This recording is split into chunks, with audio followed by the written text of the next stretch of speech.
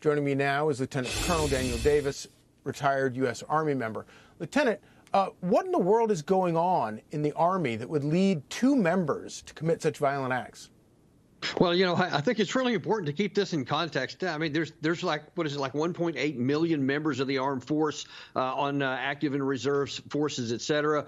And these two guys are, I mean, they're human beings, and we have issues in our public at large, in our society, and in the military.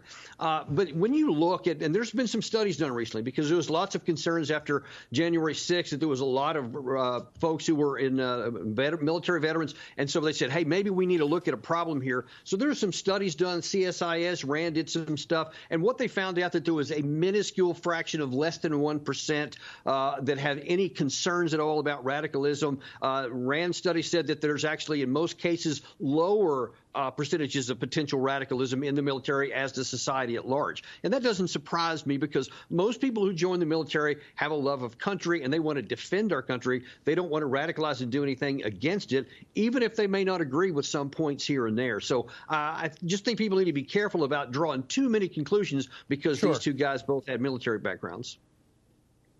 Sure, and I think that's a great perspective to add to this, and I think it's very important. But it is kind of strange. It does make you sort of wonder, what are we doing about recruitment? That would be my first question. Are we making a mistake with recruiting the wrong people?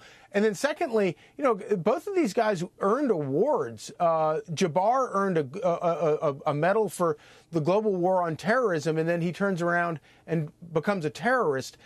Is the problem with recruitment? Is the problem with the idea that we don't do a very good job of recognizing when you have a problem? I mean, these guys weren't short-timers in the military.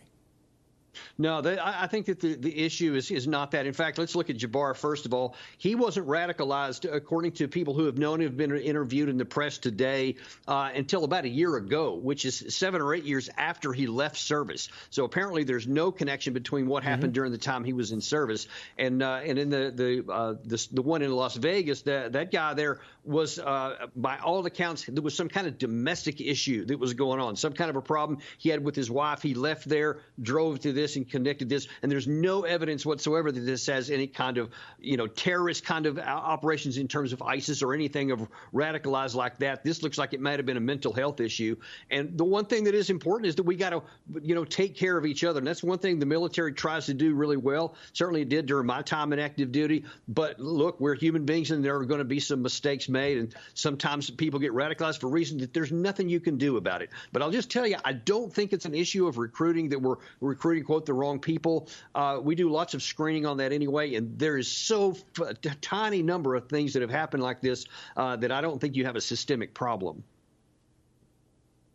Well, it is truly mystifying, but we thank you for bringing shedding some light on it, Lieutenant. Thank you.